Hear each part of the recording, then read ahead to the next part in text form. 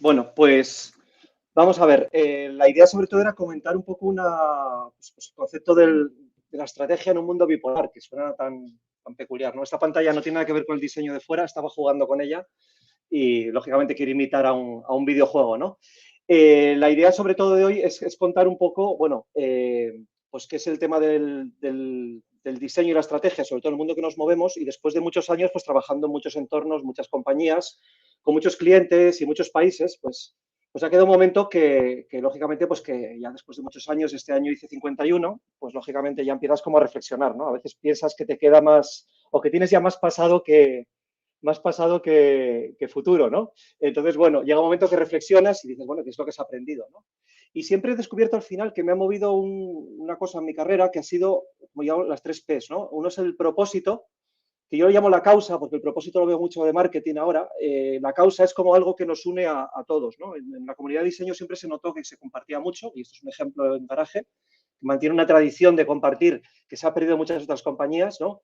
Las personas y los proyectos, ¿no? Y para mí lo importante son las personas, porque yo siempre he dicho que con las personas encuentras el propósito, y un proyecto de mierda, con perdón, con buenas personas se convierte en un proyecto glorioso, ¿no? Entonces, bueno, un poco la idea es pues, destilar toda la experiencia y contar un poco por dónde he pasado, ¿no? Y de dónde vengo también, ¿no?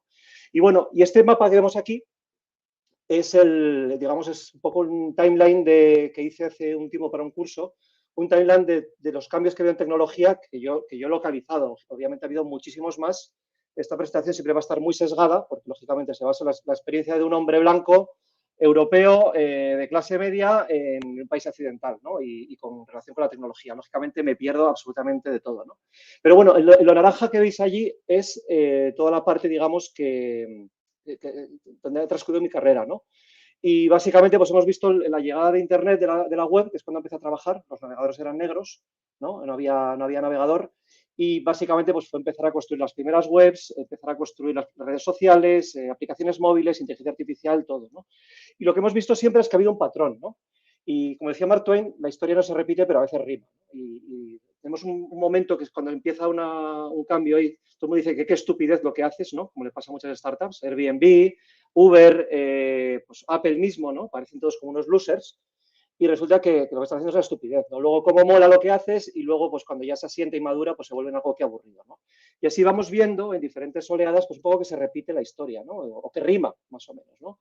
Y lo que me he encontrado muchas veces es que hay los mismos personajes, narrativas muy parecidas, pero cambian los actores. En un sitio se llama Pedro, en otro se llama Juan, pero es el mismo personaje.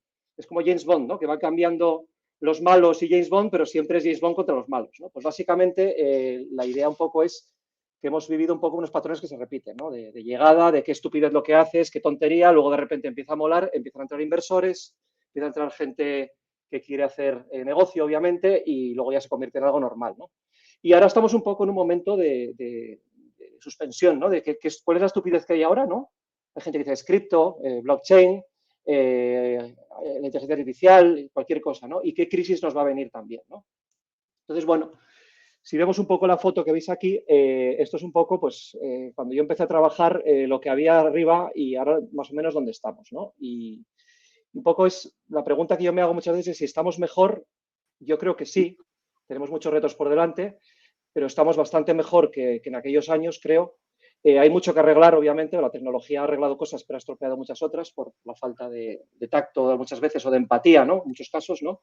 O por la búsqueda de objetivos a corto plazo y la optimización continua, ¿no? En malas manos la Luis, tecnología. Sí. perdona que te interrumpa. ¿Puedes darle al botón de ocultar en la barrita esa negra de abajo para que veamos bien tu presentación? Sí, claro. Ocultar, le doy aquí. Ahí, Vale, ya está. Vale, yo no os perfecto. estoy Ya viendo, vamos estoy a a pantalla función. completa. No, no, por Dios. Lo importante es que se vea, no es. Bueno, entonces, para mí una de mis grandes preguntas ha sido qué es lo que no sé que sé, ¿no? Todo el mundo habla de lo que no sé que no sé, o lo que sé que no sé. Para mí, lo que siempre me ha intrigado muchísimo es qué es lo que no sé que sé, ¿no? Y tengo mi casa llena de libretas como esta, no sé si la veis en la cámara, yo no os veo, llena de libretas, llenas de notas, ¿no? Y muchas veces sale como escritura automática, ¿no? Entonces, un poco es como si algo que tengo dentro de experiencia, empiezan a salir cosas, ¿no? Cuando tienes una respuesta que es como mágica, que no sabes dónde ha venido, que es la intuición, que es pues, cierta experiencia, ¿no? Entonces, últimamente lo que he intentado hacer sobre todo es crear una especie de mapa para navegar un poco toda la complejidad y los diferentes entornos en los que he estado, ¿no? Entonces, desde culturas organizacionales, historia y tendencias, cada día me interesa más la historia del presente, del pasado y la del futuro también, ¿no? Entornos dinámicos, o sea, cómo se actúa cuando un entorno es muy sólido, muy predecible, cómo se actúa cuando un entorno es muy volátil, ¿no? Industrias y ciclos, saber un poco los ciclos, como hemos visto antes con lo de qué estupidez, cómo mola y qué aburrimiento, ¿no? Y luego antropología también, ¿no? Porque hemos visto un poco, trabajando con antropólogos y sociólogos, pues ves un poco que el verdadero software es la condición humana, ¿no? No es la tecnología que hablamos, ¿no? Es esta condición humana y es lo que hace que la tecnología sea una cosa o sea otra, ¿no? Y luego he vivido mucho entre espacios de tensión, ¿no? Con un conflicto interno, ¿no? Entre convicciones, principios y decisiones, ¿no? Entre la artesanía y la producción en masa, lo orgánico y lo planificado, es decir, hacer las cosas al caos y improvisando a planificarlo todo, trabajar en comunidad, pero también trabajar por la corporación, ¿no? Entre lo humanista y lo utilitario, el significado y el consumo, ¿no? Pues digamos, una serie de tensiones donde he tenido que navegar, ¿no? Y sobre todo para llegar a una pregunta, ¿no? Que, ¿cómo mido el éxito en mi vida? O sea, si miro ahora para atrás, he tomado decisiones muy raras, ¿no? Que normalmente racionalmente no tomaría y mi padre no me recomendaría que tomara, ¿no? O la gente que me conocía, estás loco, qué estupidez, siempre me han dicho lo mismo, ¿no? Pero miro para atrás y estoy contento, ¿no? Y entonces, pues, lo que quiero es compartir también esa situación, ¿no? Que la gente ayudarles a tomar decisiones y a gestionar un poco la polaridad que también la tenemos nosotros dentro, ¿no? El conflicto. Entonces, sobre todo, lo que he descubierto con el tiempo es que esas tensiones muchas veces eran falsos dilemas, ¿no? Que realmente eran polaridades, no se podía resolver, no era de A a B y de B a A porque acabas como un pinball, ¿no? Era un poco que tenías que reflexionar también y decir, oye, estoy explorándome mucho hacia este lado, vamos a ir balanceándonos hacia el otro, ¿no? Había que navegar un poco esas tensiones, no se resolvían, ¿no? Y esta frase de Scott Fitzgerald, ¿no? Es un poco el reto que me pongo, ¿no? Que es, dice que la prueba de una inteligencia de primera clase reside en la capacidad de retener en la mente dos ideas opuestas al mismo tiempo, sin que se pierda por ello la capacidad de funcionamiento, ¿no? Y uno debiera, por ejemplo, ser capaz que las cosas son irremediables y, sin embargo, estar decidido a cambiarlas, ¿no? Entonces, esta parte para mí, esta frase a mí me ha llamado mucho la atención, ¿no? Porque siempre me he intentado buscar el punto medio de las cosas, ¿no? Y siempre he estado en un entorno, sobre todo en consultoría, donde las cosas son o blancas o negras, no hay respuestas intermedias. Es decir, en consultoría, curiosamente, las preguntas se soportan muy mal. Se soportan muy mal. Hay que resolver inmediatamente y es una pérdida de tiempo la pregunta, ¿no? Entonces, se busca el resultado inmediato, ¿no? Y para mí era un poco el tema de quedarme un poquito más en la pregunta y ver con toda la riqueza, ¿no? El mirar de otra manera las cosas, ¿no? Y como decía Salvador Dalí, saber cómo mirar es una forma de inventar en sí mismo, ¿no? Entonces, lo que veía es que había mucha gente que miraba por un periscopio, ¿no? Que decía, esto es lo que hay, una línea, un framework, una metodología, una obsesión por las herramientas, así no se hacen las cosas. Y yo, en cambio, lo que tenía en mi cabeza era un caleidoscopio, ¿no? Y lo que veía era pues una riqueza de matices que llegaba un momento pues que incluso decía, joder, si lo más aburrido del trabajo de UX son las herramientas y las pantallas, ¿no? Lo más divertido es lo que pasa alrededor, ¿no? Entonces, en estrategia y en diseño pasa lo mismo, ¿no? La gente tiende a mirar, están demasiado ocupados delante de una pantalla todo el día produciendo, ¿no? Y todo el día pues con presión, con resultados, con poco tiempo para pensar, que se pierden un poco la riqueza de lo que pasa alrededor, ¿no? Entonces, cuando hablamos de polarizar y despolarizar, la receta es un poco fácil, ¿no? Yo creo, es hacer creer a la gente que lo va a perder todo, básicamente. Es un poco lo que está pasando ahora, ¿no? La tecnología se pinta como una gran amenaza. Las empresas que no apuestan por la tecnología o la sociedad que no apuesta por la tecnología, pues se queda atrás y pierde. Y los que ganan, los que van arriba, pues ganan, se llevan todo, ¿no? Entonces está planteado el discurso tecnológico como un discurso entre perdedores y ganadores, ¿no? Esa es la narrativa. Y eso genera, lógicamente, mucha ansiedad, ¿no? Y genera un caos porque la gente no sabe qué hacer, ¿no? Entonces, lo que tenemos es que nos llega a situaciones como estas, ¿no? Como la del 6 de enero en el Capitolio, ¿no? Esto es mucho tema había mucha tecnología aquí, muchos medios de comunicación, mucha política, mucho mal uso de la tecnología. Y luego también ha habido experiencias de usuario pues muy bien diseñadas, como la de Twitch, ¿no? Aquí tenemos a uno de los asaltantes haciéndose un selfie con la policía mientras se transmite por Twitch en directo, ¿no? Entonces, esto es pura experiencia de usuario, ¿no? Es un poco una de las partes a las que hemos llegado, ¿no? Entonces, digamos que al final, lo que decíamos, ¿no? Esta sensación de pérdida, de que todo va muy rápido, de que la tecnología me va a quitar el trabajo, de que vienen los robots, la inteligencia artificial, que no vas a tener pensiones, que no vas a tener carrera, que no vas a tener trabajo, que no vas a tener planeta, ¿no? Todo esto genera pues una situación, como decíamos, ¿no? de digamos, de desazón, de miedo y de unirte, ¿no? De tribalismo, ¿no? Y de unirte para, pues, para salvarte, lógicamente, ¿no? Entonces, aquí el diseño tiene un papel, ¿no? Digamos, y yo creo que el papel del diseño, yo lo he vivido en estos dos planos, ¿no? Un plano, digamos, el que veis ahora a la izquierda, que es el concreto, ¿no? Lo visible, que es complicado, que es el diseño de productos, ¿no? Productos, experiencias, el uso de herramientas, métodos, perfiles, portfolio, ¿no? Que es la creación de productos tangibles. Y esa es la parte, digamos, con la que se tangibilizaba el trabajo y con la que empecé a desarrollar un poco la experiencia y la visión, ¿no? Porque todo ese trabajo suponía hablar con gente de tecnología, con directivos, con clientes. Entonces, te va dando una especie de lo que decíamos, ¿no? El periscopio se empieza a abrir y empieza a aparecer el calidoscopio, ¿no? Si te quedas en la herramienta, te pierdes la mitad de la película, ¿no? Toda esta obsesión con los sistemas de diseño y con estar cerrados en temas y el producto y el craft te lleva a que te pierdas muchas veces pues, el verdadero impacto del diseño, ¿no? Está muy bien, pero bueno, ese tema es un tema que a mí me ha hecho pensar mucho, ¿no?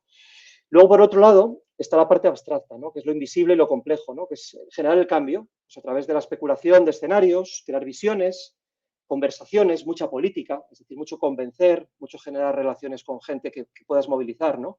Y crear espacio mental para que la parte, digamos, de lo concreto, la parte del craft, pueda entrar a trabajar, ¿no? Cuando se abrió Fiore en Madrid, por ejemplo, los CEOs no compraban PowerPoints a McKinsey o a Accenture o a quien fuera, pero no compraban diseño. Uno de los trabajos que tuvimos que hacer, y que se está haciendo ahora mucho, es que el diseño sea un comprador de CEO, ¿no? Llegó Steve Jobs, que fue el gran comercial del diseño, obviamente, y digamos que empezamos a conseguir que muchos directivos, ya estamos trabajando en ello, ¿no? Todos, hemos creado ese espacio mental pues, para que el diseñador tenga un trabajo para crear cosas de impacto, ¿no? Y es importante tener esa visión, ¿no? ¿Qué impacto queremos tener?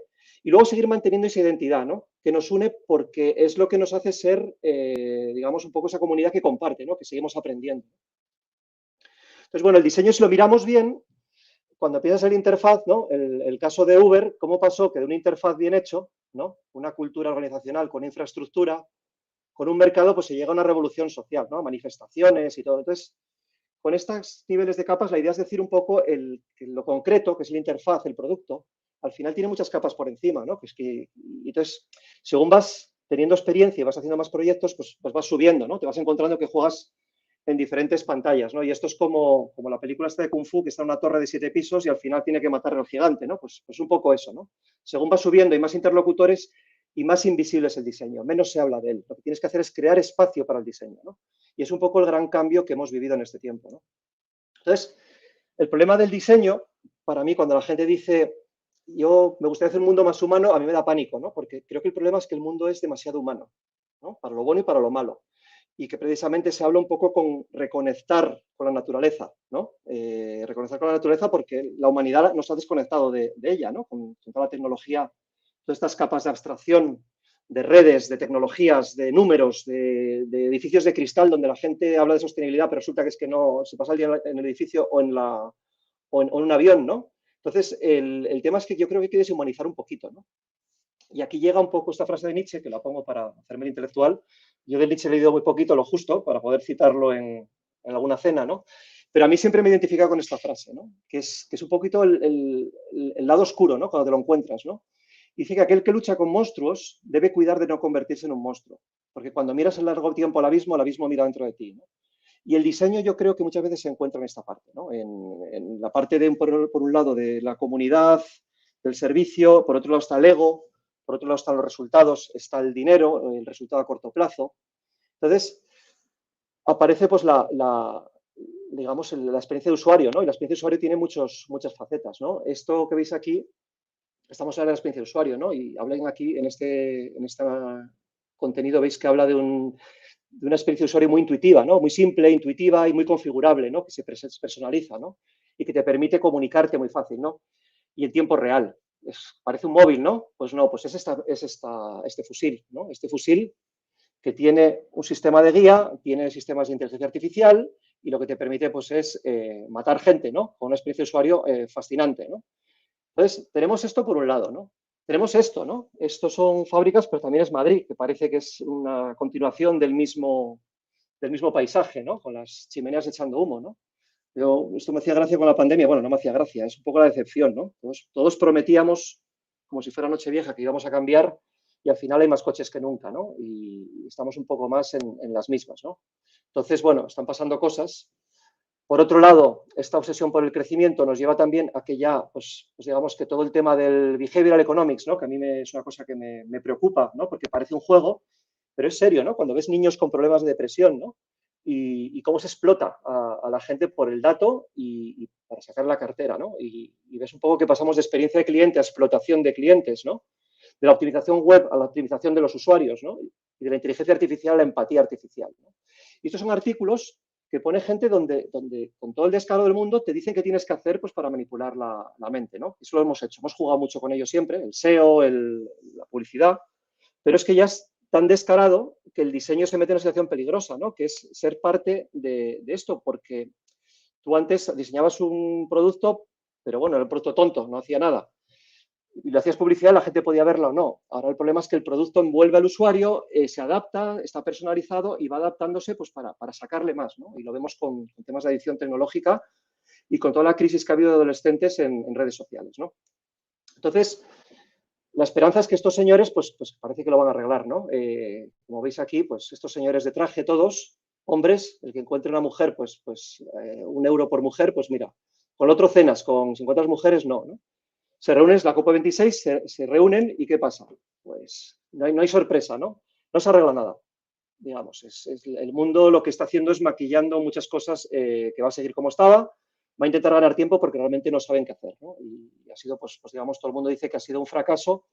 Yo quiero verlo un poco como algo de esperanza, en el sentido de que, bueno, que es un primer paso, pero en cierto modo no oculto mi decepción, ¿no? Porque al final todo esto que se habla de las ODS, al final la ODS es jugar al empate y vamos perdiendo por goleada, ¿no? Estamos en el lado izquierdo, ¿no? Que es el desarrollo degenerativo, que es lo convencional, lo verde o green, o el greenwashing, la sostenibilidad, que al final es intentar no hacer más daño, y es imposible no hacerlo, porque siempre va a haber un daño, y es pasar al otro lado, ¿no? A lo regenerativo o a lo restaurativo, ¿no? A pensar de una manera un poco más generosa con todos y con el planeta también, ¿no? Entonces, para mí este es un poco uno de los grandes retos del diseño, ¿no? El intentar trabajar menos en esa parte de explotación del usuario para trabajar más en pro de diseñar una sociedad, diseñar una manera de vivir, ¿no? Nuevos estilos de vida, que creo que es lo que hace falta. Y luego esto que es la lógica también, ¿no? A mí esta foto me encanta, ¿no? La del Burger King, creo que era en Ohio. Dimitimos todos, perdonad las molestias, ¿no? Esta foto me parece que es un poco lo que se está hablando, ¿no? De la gran resignación o la gran dimisión en Estados Unidos, que para mucha gente yo creo que es el gran despertar, ¿no? Entonces, es parte de, yo creo que tenemos una oportunidad muy bonita y muy buena para empezar a hacer cosas bien. Porque al final lo que no podemos hacer es mirar al futuro con las soluciones del pasado, ¿no? Y esta foto que veis aquí es la NASA, ¿no? Que le pide a Goodyear, la empresa de neumáticos, que le diseñe una estación espacial. Pues, ¿qué se le ocurre a esta buena gente, no?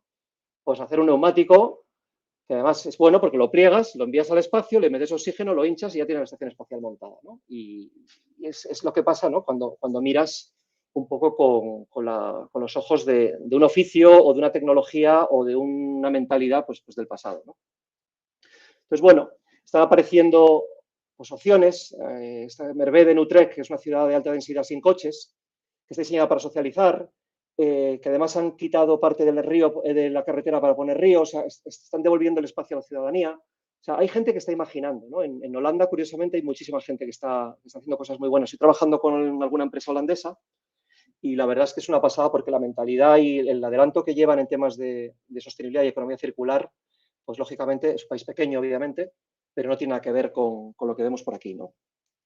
Entonces, bueno, tenemos que también reinventarnos el consumo, ¿no? Pues todo el tema de alimentación, lo que consumimos, cómo nos definimos, ¿no? A través de lo que compramos, todo el influencer sostenible, ¿cómo será, no? No será tan consumista, quizás, no lo sabemos, ¿no?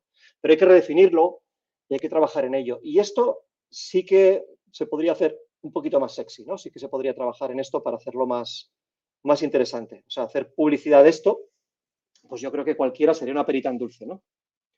Entonces, si pensamos en todo esto que estamos, en un momento de transición, y yo como antropólogo aficionado que soy, habiendo trabajado con bastantes, ¿no? Hay un tema que veo, ¿no? Que es el tema del cambio tecnológico, ¿no? Y esto es lo que pasaba, por ejemplo, en la Revolución Industrial, ¿no? Yo tengo un libro que se llama Pandemonium, que lo tengo por ahí atrás, que habla son las cartas que escribían la gente a sus familiares, en papel, obviamente, sobre un poco lo que pensaban de las máquinas, ¿no? Y de la vida en la ciudad, ¿no? De dejar el campo y tal. Y era lo que decía Geoffrey Jones, ¿no? Que decía que si viajaras en el tiempo y leyeras lo que la gente escribía en el siglo XIX, verías que pensaban que el cambio estaba sucediendo a una velocidad que jamás se había visto antes, ¿no? Máquina de vapor, locomotora, teléfono, telégrafo, motor de combustión interna, el rifle, ¿no? Barcos de acero. O sea, era un momento como muy desbordante, ¿no? Y entonces, bueno, pues seguramente, y lo leéis un poco, el miedo era muy parecido al que tenemos ahora nosotros, ¿no? Te diría que más. Entonces, entramos en momentos de caos, ¿no? Y el caos es aquello que no puedes controlar, simplemente. Vamos a decirlo muy, muy fácil, ¿no? Y a mí una cosa que me llamó mucha atención hace años fue, estuve en una exposición en la Caixa, en el 2013, que se llama Maestros del Caos, que hablaba un poco de cómo la humanidad, a través de diferentes rituales, diferentes momentos, gestionaba la tensión entre el caos y el orden, ¿no? Entre los cambios de ciclo, ¿no? Y cómo había unas figuras, que eran los chamanes, los payases sagrados o los psiconautas, ¿no? Que eran los intérpretes, ¿no? Y me acuerdo que luego estaban las catarsis y estaban diferentes cosas, ¿no? Que tenemos por aquí, ¿no? Que era el carnaval, ¿no? Y entonces yo me acordaba, ¿no? Que el caos en el mundo, ¿qué era? Pues era un cliente que te llegaba porque llegaban los competidores, las reglas del juego estaban cambiando, es una frase muy típica en el mundo de la empresa. El dominio del caos, que era, lógicamente, pues meterte en todo el caos, hacer investigación, meterte en el lío, investigar, hacerte viajes con astrales, ¿no? Pues a través de benchmarks, entrevistas, etcétera, ¿no? Rituales, ¿no? Y lo que hacías era interpretar, ¿no? Y volvías y hacías la catarsis, ¿no? Que era el carnaval, ¿no? El carnaval era el workshop, ¿no? El workshop, si habéis hecho muchos, veréis que es como confeti con el post-it, no hay jerarquías porque el cliente juega con vosotros, hay informalidad, pero es una catarsis, ¿no? Una celebración de esa necesidad de cambio, ¿no? Entonces, cuando hablamos de cambio, pues hay un concepto que se usa mucho en antropología que se llama la liminalidad, ¿no? Y es un poco digamos que es el momento que estás entre Pinto y Valdemoro, digamos, ¿no? El momento cuando empiezas un ritual, por ejemplo, el matrimonio, tú en el momento que estás empezando el ritual ya no estás soltera, pero tampoco estás casada. Entonces pasas por un ritual que vas acompañado por un maestro de ceremonias, ¿no? Y en la vida también pasa lo mismo, ¿no? Estás en espacio liminal cuando pierdes un trabajo, cuando te separas, cuando muere una persona, cuando cambias de casa. O sea, es un momento que tu antigua identidad, las normas que aplicabas, todo lo que conocías ya no vale. Entonces estás desorientado, entras en un momento de caos e incertidumbre, te puedes quedar pillado, hay gente que se destruye en estas situaciones, no sale, y luego a través de la creatividad pues consigues superarlo y construir una nueva identidad, ¿no? Y para ello necesitas unos guías, ¿no? Esos seres liminales, ¿no? Que es lo que creo que es el diseñador en parte, ¿no? Es un ser que se mete en esa incertidumbre y empieza a guiar a los clientes a través de procesos, ¿no? A través de, pues eso, de interpretar señales que son caóticas, señales que no tienen estructura muchas veces, se trata de dar una estructura, crear una estructura nueva, muchas veces la plasmas en pantallas o en entregables, en pósters, lo que sea, en journeys, como decimos, ¿no? Y al final lo que da es una estructura a lo que dejó de tener estructura, ¿no? Entonces nuestro trabajo es pasar por ese valle oscuro, ¿no? Y acompañar al cliente en ese proceso donde él muestra muchas veces miedo, muestra dudas y a veces le ayudamos muy poco, ¿no? Porque tiene miedo y encima le fastidiamos, le decimos que sabe muy poco, que no tiene ni idea, etcétera, ¿no? Entonces un poco nuestro trabajo es movernos en ese territorio, ¿no? Y ese territorio es la comodidad, digamos, de la ambigüedad, ¿no? Entonces, la liminalidad al final es esto, son pues, espacios de paso, espacios transitorios, espacios mentales, ¿no? Como la separación, los robots que tienen apariencia humana, por eso dan como grima, ¿no? Todas estas cosas generan como un poco de, digamos, de miedo, ¿no? Entonces, si queremos vivir en el cambio, una de las cosas importantes es al final, pues yo creo que acudir a la mitología, ¿no? Si hay alguno de mis amigos y escompis viéndome, se reirán cuando vean esto, porque ya está Luis con el Jano, pero sí, este es Jano, que es el primer dios de los romanos, ¿no? Es el Jano, January, Janitor, es el dios de las puertas, de las transiciones, enero, primer dios, y era el que se encomendaban los romanos cuando había una guerra, cuando había un cambio en el matrimonio. Hay una puerta en Roma que si vais enfrente del Circo Marcelo, que se llama la Puerta de Jano, que si vais a Roma lo podéis ver. Y lo que pasa con Jano es que al final es un dios que está, por un lado, dos caras, ¿no? Tiene dos caras. Uno, la parte, digamos, anciana, que mira al pasado, a lo familiar, las tradiciones, las instituciones, nostalgia, lo verdadero, ¿no? Y por otro lado está el que mira al futuro, ¿no? Que es lo nuevo, el progreso, la innovación, lo incierto. Entonces, digamos que el Jano lo que hace es estar justo en el presente, ¿no? Lo que hace es gestionar la transición, ¿no? Y lo que vemos es que este Dios al final lo que genera también son dos mindsets diferentes, ¿no? Este es un señor que se llama Salom Abraham, que no está la cuota ahí, lo tengo en otra frase, que lo que genera es un poco, clasifica a las personas por 10 tipos de valores, ¿no? La parte, digamos, más de apertura, ¿no? De universalismo, autodirección, estímulo, hedonismo y logros, y la otra parte que es más conservadora, seguridad, poder, tradición, ¿no? Y digamos un poco que esto es, pues, digamos, mentalmente los espacios que puedes generar a través de esto, ¿no? Entonces, la idea, sobre todo, para mí, yo creo que es como un buen intermediario, ser liminal, es estar un poco entendiendo ambos lados, ¿no? Entonces, si vamos a las culturas antiguas, vemos que la creación, la destrucción, la renovación siempre ha estado ahí, ¿no? Las transiciones, ¿no? Por un lado está la Shaktona, que se parece a la estrella de David, que son Shakti y Shiva en la India, creación y destrucción, ¿no? Está el Uroboros, ¿no? En Egipto y con los hermetistas, que es la culebra que se come a sí misma, ¿no? Que se renueva continuamente. Y luego está el yin y el yang, que a mí me parece fascinante en términos de estrategia, ¿no? El yin y el yang que combina y que además los opuestos se dan sentido entre ellos, ¿no? Hablamos del mundo bipolar, pues aquí no existe, ¿no? Lo femenino no tiene sentido sin lo masculino y al revés, ¿no? La tierra no tiene sentido sin el cielo. La oscuridad genera la luz, ¿no? La pasividad genera actividad y al revés, ¿no? Y la absorción genera penetración, ¿no? Entonces, todo esto, lo que hace muy bien en diferentes culturas, sobre todo las asiáticas, es combinar muy bien los opuestos, ¿no? Hacer que no sean polos, ¿no? Sino que sean interrelacionados, ¿no? Y es un poco lo que creo que tenemos que empezar a pensar, sobre todo en Occidente, ¿no? Que estamos demasiado extremistas en todo, ¿no? Entonces, cuando hablamos de polaridades, tenemos que pensar en problemas que no tienen solución, ¿no? Y eso está bien, ¿no? O sea, tenemos, como decíamos, una visión bipolar y otra más adaptativa. La visión bipolar, digamos, que es la occidental, ¿no? El plan racional, y lo veíamos en la guerra, ¿no? Con Clausewitz, ¿no? La estrategia era una maquinaria, era lanzar cuanto más soldados mejor, con un plan, y acababan los generales siempre sin una pierna, sin un brazo, y además la batalla era a por todas, ¿no? Era la guerra total, ¿no? Y estabas en guerra o estabas en paz, era polar, ¿no? En cambio, los chinos, con el Sun Tzu y con otros tipos digamos, de artes, piensan más a largo plazo, piensan en la eficacia, ¿no? Y lo que hacen, tratan de entender el terreno, ¿no? Comprender el potencial del terreno y adaptarse a las circunstancias, ¿no?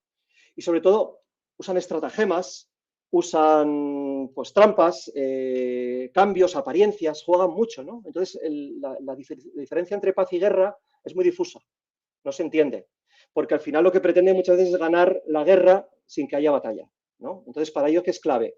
Pues conocerte a ti mismo y conocer a tu enemigo, ¿no? Y aquí volvemos al Jano, si tú eres más del lado derecho o más del lado izquierdo, por ejemplo, ¿no?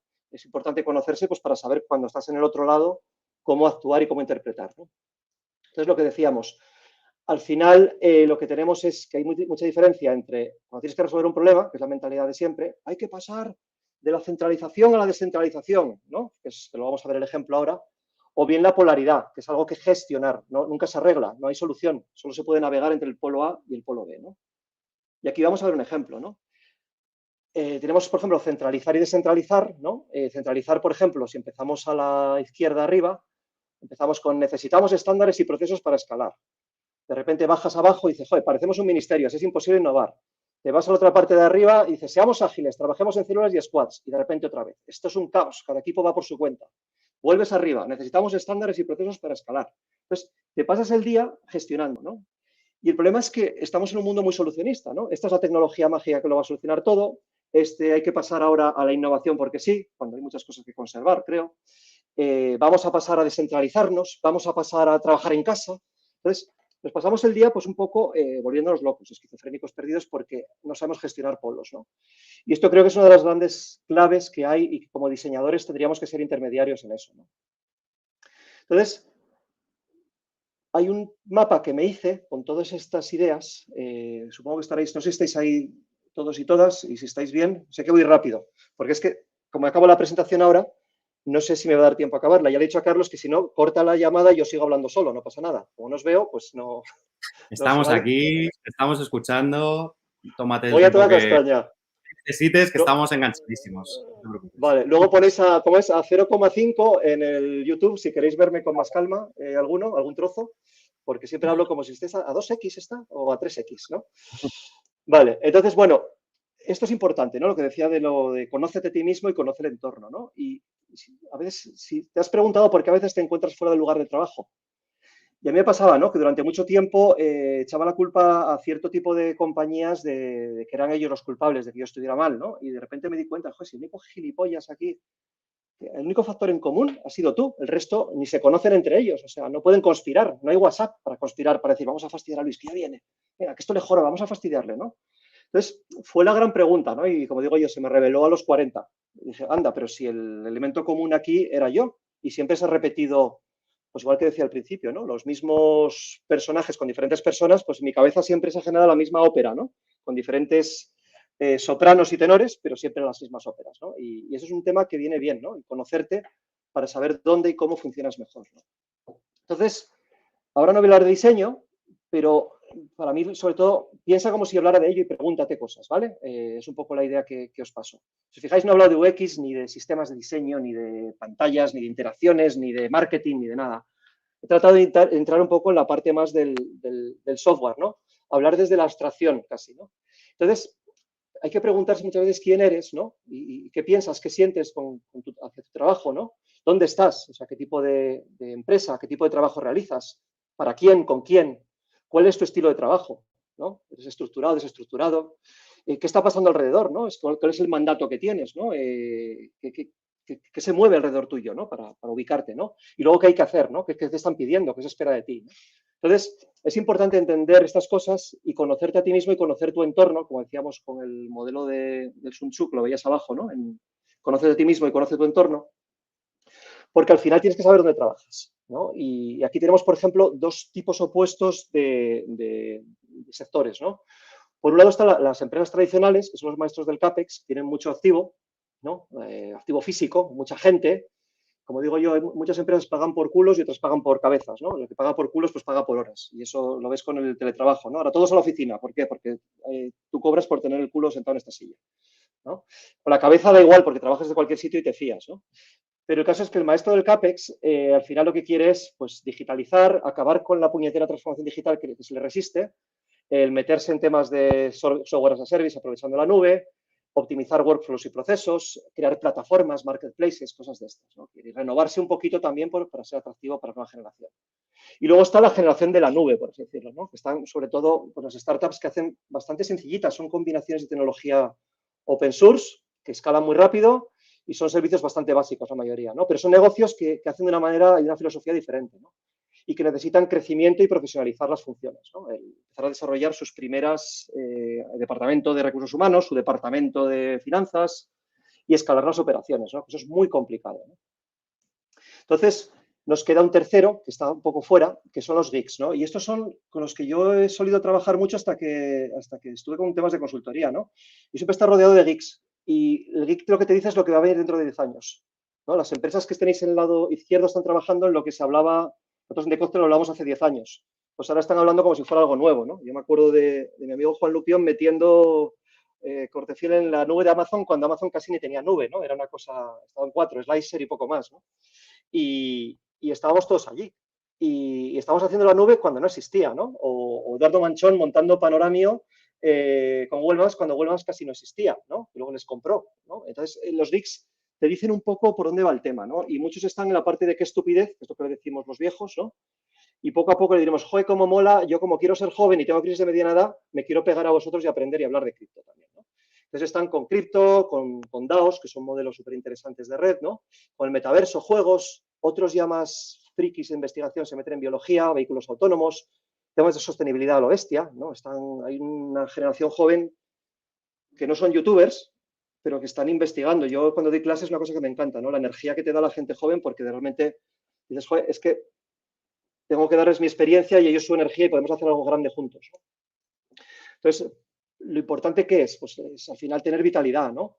Y una cosa que nos pasa, por ejemplo, nos decían muchos clientes durante mucho tiempo es esta frase que veis, ¿no?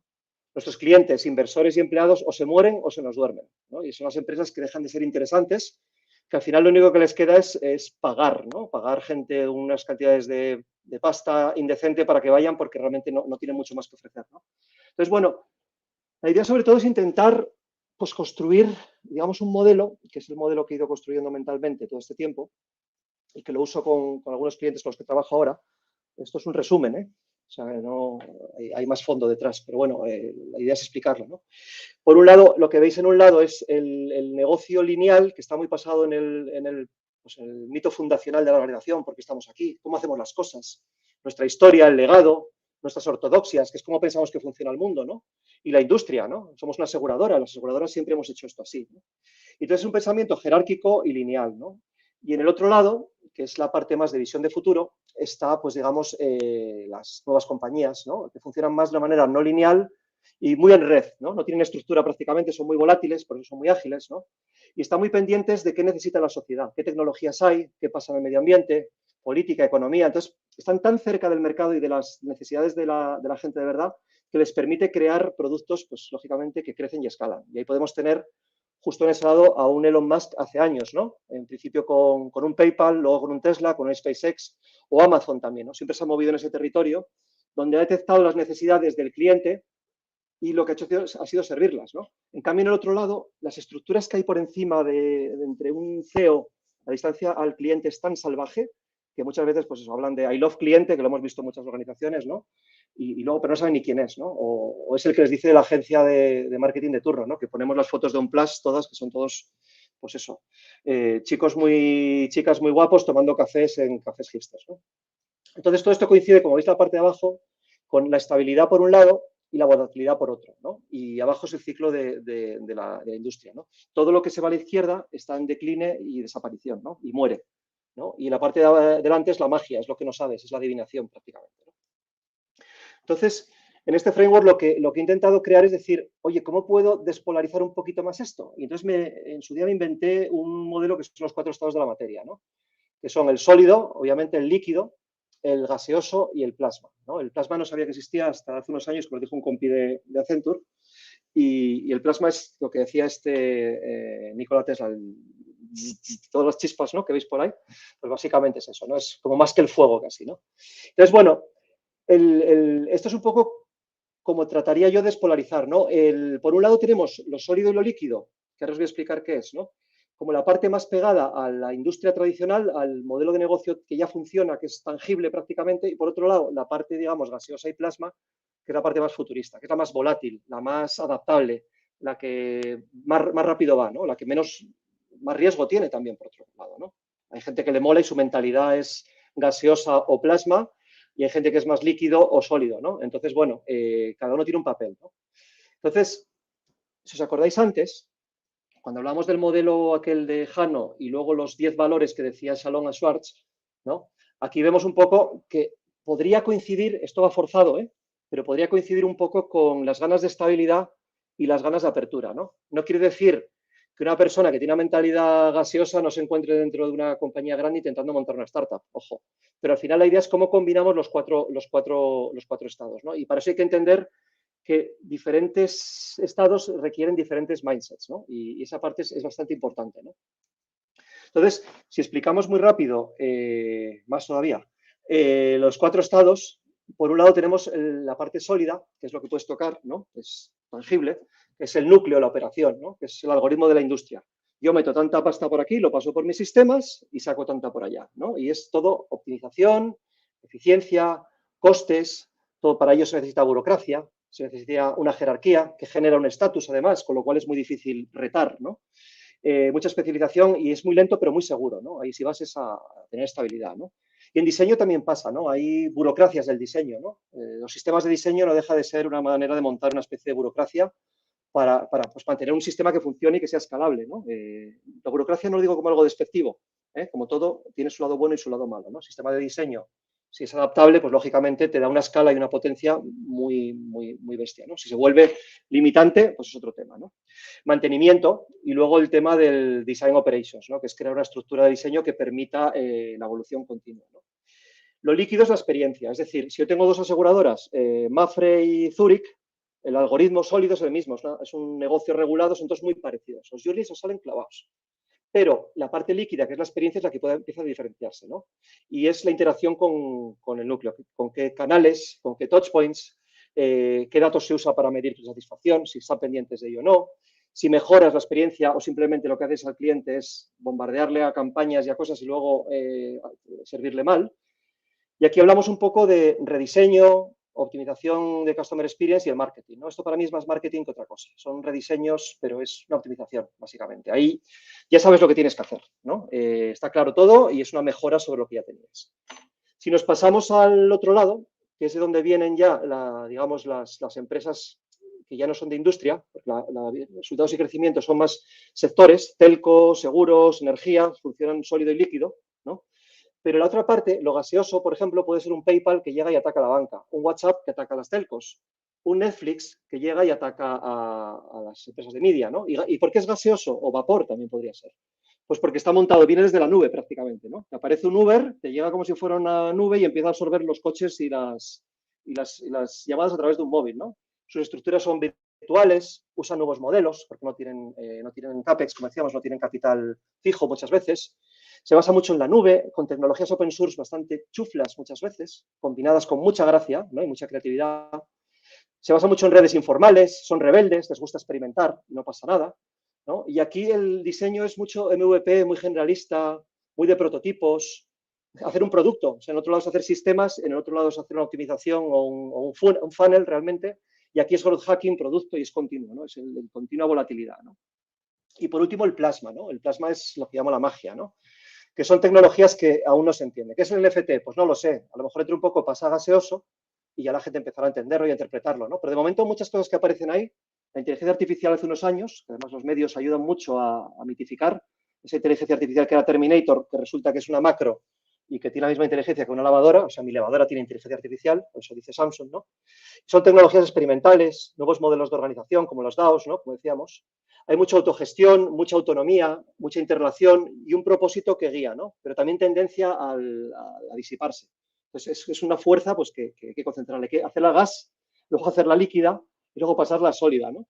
Y aquí hablamos, pues eso, de las tecnologías que estamos intentando entender, pues a través de gente como Elizabeth Rosselló, como David Alayón, como Esther Silva, mucha gente que nos está ayudando también a entender qué significan estas tecnologías para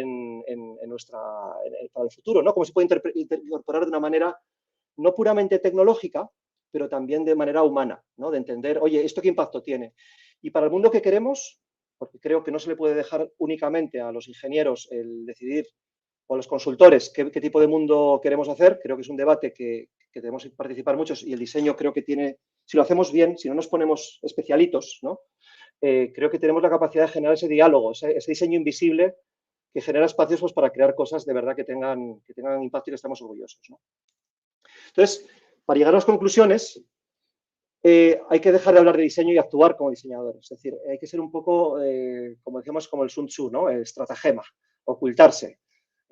Hablar de diseño sin hablar de diseño, porque de verdad que al cliente le interesa el sistema de diseño o la UX o el botón o incluso la conversión, le interesa cero. Lo que le interesa es cómo va el negocio y si puede ir a casa tranquilamente por la noche, ¿no? Es decir, básicamente, cómo está su carrera también, ¿no? Entonces, si pensamos, las empresas que mejor hacen las cosas son empresas que al final están jugando con los 4 estados a la bestia. Y aquí tenemos sobre todo, os diría, pues a Amazon, porque Jeff Bezos es increíble, la capacidad de generar esa historia visionaria que dice, no os voy a dar un puñetero dividendo en 20 años, pero la gente sigue invirtiendo, ¿no? Eso es una pasada, tener acceso a un capital tan barato, ¿no? Es una pasada, ¿no?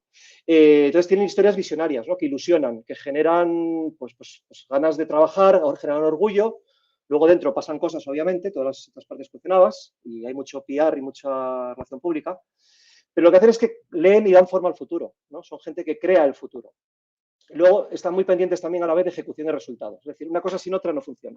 Es decir, ¿y cómo lo hacen? Centrándose en el cliente, sobre todo, centrándose en las personas. ¿Qué es lo que me pide el cliente? El problema de las empresas tradicionales es que miran a los competidores. Y ahí llega un momento que lo único que puedes hacer es ser un poquito mejor que tu competidor. Pero siempre te va a llegar gente del lado del gas y del plasma que te van a barrer, porque esos no los tienes en el radar. Esos son los que decíamos al principio que son los... ¡Qué estupidez!, ¿no? Los estúpidos están en ese lado, ¿no? Aunque ahora muchas empresas están empezando a invertir en innovar, ¿no? Y por último, lo que hacen también es filtrar el pasado, ¿no? O sea, conservan lo necesario, saben interpretarlo. Entonces, lo que necesitan es, por un lado, tienen las operaciones muy sólidas, ¿no? Pero muy adaptables. La experiencia la dan sin excusas, ¿no? Es que soy una aseguradora, ya sabes, es que nosotros somos muy complicados, es que la tecnología, es que, siempre estamos con el es que tenemos no sé cuántos ciclos de facturación, que decía una telco, ¿no? Entonces, la experiencia no tiene excusas, ¿no? La innovación es continua, están continuamente experimentando y probando. y luego la inversión en tecnología, en investigación avanzada, ¿no? Estamos hablando de metaversos, estamos hablando de inteligencia artificial y hablar. En nube es tecnología propietaria. Ojo, es tecnología que ellos crean y en el caso de Tesla que deciden liberarla al dominio público en muchos casos, ¿no? Pero la están creando ellos, muchas veces con patentes públicas. Ojo, cuando se habla de lo público y lo privado, muchas de las tecnologías que usan y son las que están creando, como decía un cliente político, decía, ojo que el primer astronauta fue un funcionario. El primer hombre en la Luna fue un funcionario, que era un astronauta de la NASA, ¿no? Entonces, toda esta combinación es importante y entender sobre todo cuál es tu mentalidad. O sea, hay gente que este diseño que es súper estable, a mí dámelo organizado, dámelo todo pensado, yo te lo voy a hacer así, esta es la metodología. Hay gente que es muy optimizadora, ¿no? Tienes que entenderlo. Si estás en un entorno muy optimizador, pues es perfecto para ti. Pero como te encuentres en un entorno de optimización y estás en un entorno gaseoso donde no te enteras, pues lógicamente te encuentras fuera del sitio, ¿no? El gaseoso está continuamente jugando, probando cosas nuevas, y el de plasma pues está cacharreando todo el rato, ¿no? El de plasma normalmente suelen ser proyectos, side projects, ¿no? Es el geek de turno que está montando algo como un juego, ¿no? Y de repente se convierte en gaseoso porque dice, oye, voy a montar una startup con esto, ¿no? Es lo que pasa con muchos. Estás en el laboratorio y de repente te das cuenta que tienes un producto, ¿no? Entonces lo conviertes en gaseoso. Y ese gaseoso lo pasas a líquido, le das una experiencia para venderlo y luego necesitas una operación, ¿no? Lo conviertes en sólido. Y al final vas combinando, como decíamos, ¿no? Entonces, si pensamos bien, gente que le da vida al futuro o que lo imagina, esa es la cabeza de Elon Musk, ¿no? Lo que tiene y lo que estará guardado, ¿no? Y me parece salvaje, ¿no? Hay otros, tengo fotos parecidas de otros y da miedo lo que me sale, ¿no? Pero creo que es muy interesante el ver cómo piensa toda esta gente, ¿no? El que tiene una visión optimista. A mí tanta tecnología, personalmente, yo soy más humanista en esto, por eso hablo de liminalidades y cosas, pero toda esta parte, digamos, que creo que es muy interesante, ¿no? Porque genera sobre todo esa tensión y ese movimiento, ¿no? A decir el what if, ¿no? ¿Qué pasaría si hiciéramos esto, ¿no? ¿Y qué pasaría si intentáramos mejorar las cosas, ¿no? Me queda bastante de tema sostenibilidad, me queda bastante, y regeneración, vuelvo a decir que para mí sostenibilidad es un poco bullshit, es la regeneración, es reparar, no es conservar ya, ¿sabes? Lo que decíamos, pues aparece pues, todos los retos, ¿no? La captura de carbono con orcas en Islandia, los nuevos edificios, nuevos tipos de ciudades, la aviación nueva, ¿no? Pues toda la visión de futuro que vamos a necesitar, ¿no? Pero va a ser un futuro, por un lado tecnológico, pero tiene que ser humano también, ¿no? No tiene que ser un futuro súper aséptico, que además siempre parece súper perfecto, ¿no? Y luego la realidad es más sucia siempre, ¿no? Es una cosa que veo siempre en las presentaciones que hacemos, ¿no? Que todo es muy limpio, ¿no? Me falta suciedad muchas veces, ¿no? Y por último, para terminar, esta es la penúltima, creo, al final lo que tenemos que hacer es combinar liderazgos, ¿no? Para despolarizar. Por un lado, un liderazgo transformacional, que era la parte que veíamos más de visión, ¿no? Que haces, adaptas, innovas, vas leyendo lo que pasa, vas creando una visión que motive, que arrastre, ¿no? Y por otro lado, un liderazgo más transaccional, que es el que ejecuta, ¿no? El proceso, la escala, la predecibilidad, ¿no? Y todo llevado por un propósito guía, ¿no?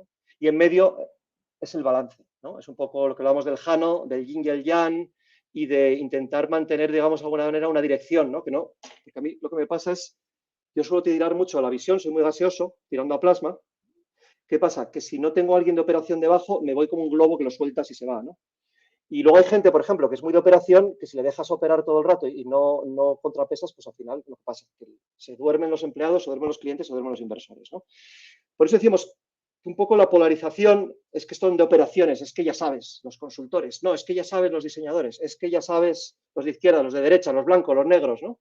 Los chinos, los americanos, estamos todo el día con esto y los medios, vuelvo a decir, que participan y se lucran con ello, ¿no? Sacan 4 céntimos, pero el negocio que montan es precisamente separar la visión, crear visiones discordantes y generar ejecuciones defectuosas, ¿no? Y para terminar, vamos a hacer esta animación, que pase, así se ve más dramáticamente, ¿eh? Para terminar, al final hay un tema de liderazgo adaptativo y como dicen los chinos, ¿no? Los chinos hacen mucha gracia porque en toda jerarquía hay una red y en toda red hay una jerarquía, ¿no? En todo negro hay blanco y en todo blanco hay negro, ¿no? Y eso es el yin y el yang, ¿no? En la muerte hay vida y en la vida hay muerte, ¿no? Pues lo antiguo es lo nuevo y lo nuevo es lo antiguo, ¿no? Y el Tao, ¿no? El libro chino, al final hay temas de filosofía y de liderazgo que creo que son muy interesantes, ¿no? Y el líder basado un poco en el Tao, que es más adaptativo, como decíamos, ejerce una influencia mínima en la vida de sus seguidores, decir, no se le ve, pero está ahí. Anima a los seguidores a que se apropien de las tareas, o sea, les genera autonomía, ¿no? Y les genera actividad, ¿no? Emplean tácticas blandas, persuasión, empoderamiento, trabajo en equipo, colaboración, servicio. No es el miedo, ¿no? No es el modelo a la carga, ¿no? Digamos, de Occidente, ¿no? Rechazan el uso de la violencia, demuestran creatividad y flexibilidad, o sea, pues son adaptativos, ven las oportunidades, se adaptan y generan, son generativos, ¿no? Promueven la armonía con la naturaleza y los demás, viven con sencillez y humildad, rechazan las trampas del estatus y promueven la igualdad. Esta es una muy buena, ¿no? Yo prácticamente todos los proyectos que han fracasado y todas las guerras que ha habido han sido más de ego y estatus que realmente de complejidades, ¿no? Reconocen la dimensión espiritual subyacente de la realidad, es decir, debajo de todas esas máquinas, de ese código, hay personas y hay un espíritu, ¿no? Y tiene una vocación de servicio, ¿no? Y al final esto es un poco el liderazgo que estamos viendo ahora, ¿no? Es esa generosidad, es lo que estamos pretendiendo, ¿no? Y coincide mucho, lo hemos visto en política, sobre todo con el espíritu femenino, ¿no? Como hombres siempre estamos en guerra, presumiendo de lo cuantitativo, somos como de grande es mi propósito, ¿no? Tengo el propósito más grande que el tuyo y voy a gastarme más pasta en comunicarlo, ¿no? Y lo cuantitativo. Yo creo que el espíritu femenino en general suele ser más, lógicamente, más colaborativo, más de cuidar, ¿no? Me acuerdo vamos, en Deconstruir me acuerdo que durante unos años teníamos el 80% eran clientas, ¿no? Y era una forma de trabajar diferente, obviamente. Entonces, yo creo que conviene un poco el empezar a salirse del territorio, ¿no? A moverte en el opuesto, irte al polo opuesto, examinarlo, conocerlo, ser empático, entender por qué ese polo es así, ¿no? Y empezar a navegarlo, ¿no? Para que no te genere tensión, sino que te genere oportunidad, ¿no?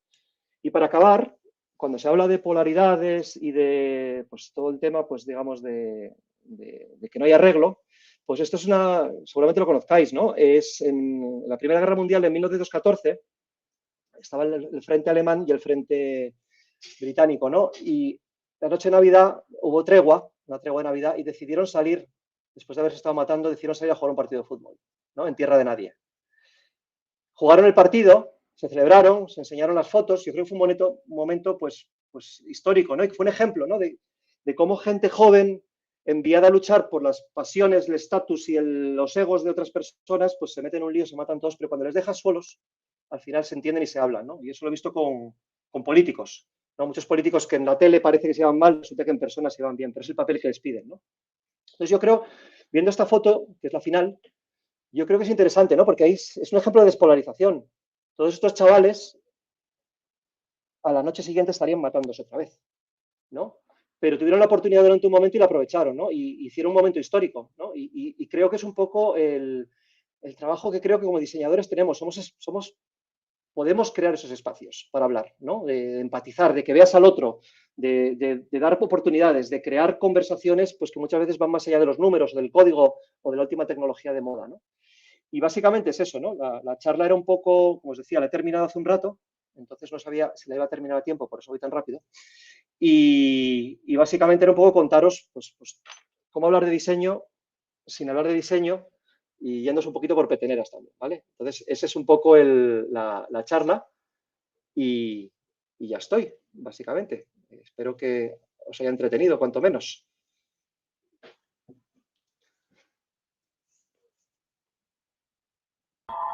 Carlos, estás silenciado. Sí. Perdón. Nada, te decía que muchas gracias por la charla. Ha sido francamente interesante. Rápida. Bueno, la gente te está aplaudiendo en los Gracias, comentarios. Roberto. Disculpad la prisa. Ha habido más de 200 personas conectadas y, bueno, nos has dado lo que veníamos a buscar. Un poquito de polémica, claro, material si no mola. para pensar. Os has dicho que hay que deshumanizar el mundo, que el propósito ya está desgastado, que la sostenibilidad huele un poco. Sí. Así que, eso es lo que hace Patagonia, ¿no? Dice, yo no voy a hablar de sostenibilidad porque no es lo que necesitamos. Realmente la sostenibilidad es pedir una prórroga. Están pidiendo una prórroga para seguir haciendo lo que hacíamos siempre, o sea, no cambiar nada. Y es lo que ha pasado en la COP26 y en tantas cosas que vas hablando por ahí con mucha gente. Y luego muchos directivos te lo dicen por detrás, ¿sabes?